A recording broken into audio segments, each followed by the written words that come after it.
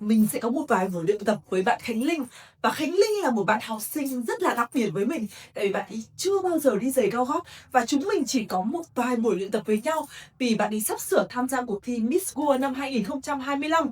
Và các bạn sẽ theo dõi hành trình luyện tập của Linh cũng như là cổ vũ bạn ý trong cái chương trình sắp tới nhé. Em tên là Trần Xuân Khánh Linh, năm nay em 19 tuổi và em hiện đang học tại trường quốc tế Anh Quốc chuyên ngành marketing. Hôm nay em đến đây với mục đích là lan tỏa sự tích cực và yêu thương. Em rất là thích nghệ thuật và đam mê nghệ thuật. Một trong số đó thì em rất hạnh phúc khi được đứng trên một sân khấu lớn và được ca hát, nhảy múa. Và đặc biệt hơn là em được rèn luyện từ nhỏ phải có lòng biết chia sẻ và yêu thương người khác. Kém may mắn hơn mình thì em may mắn hơn mọi người, đó là em được lớn lên trong sự bảo bọc và em không chọn ở lại trong vùng an toàn của mình, mà em muốn bước ra và lan tỏa nhiều hơn nữa, đến nhiều người hơn nữa. Và em đến đây thì em đã đi tham gia được hơn 20 hoạt động từ thiện, và một trong những dự án gần đây nhất của em mà em tâm đắc nhất đấy là dự án lập trình phần mềm mà có thể đem lợi nhuận phần mềm đấy đến với các em mà kém may mắn. Ví dụ như là các em nạn nhân của chiến tranh ở bên Ukraine và Palestine. Ngoài ra thì em rất vui được đứng ở đây ngày hôm nay và được thể hiện lòng đam mê với nghệ thuật của bản thân, cũng như là được có cơ hội để lan tỏa sự tích cực đến với mọi người. 大家好，我是青林，我今年79岁，我很高兴今天这里Miss World 2025，大家都是我的朋友，我爱我的你们。Hi guys, my name is Kanlin, and I'm very happy to be here today. I want to reiterate positivity to the world and to spread a lot more of Vietnam's beauty to our friends in the foreign countries, as well as bring positivity and love to those who need and those who are less lucky than me. Thank you.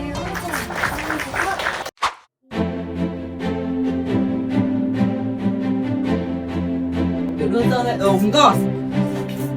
Đây con nắm thôi đây này. Và sát cái tay vào một chút thôi, đúng rồi.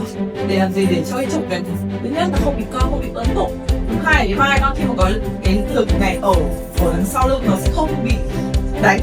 Rồi còn một cái nữa, cái này thì cong chắc không cần nhưng cô cứ làm nữa. Đây là cô sẽ cho cái gậy này vào đây để cho cái phần người con trên một đường thẳng với là cái dáng thẳng khi con đi lên sân khấu. Sẽ đi một vài bước đi lên để ta hai một đi. Con thấy không? Khi mà đi ở đây thì hai con đâu có đánh đi nhiều, còn máu tủ đâu thì đánh rất là ít. Đấy, con phải giữ bút ra chứ nó phải đánh lên xuống thì mình cũng làm bằng. Rồi đằng sau qua người lên nữa. Đúng không?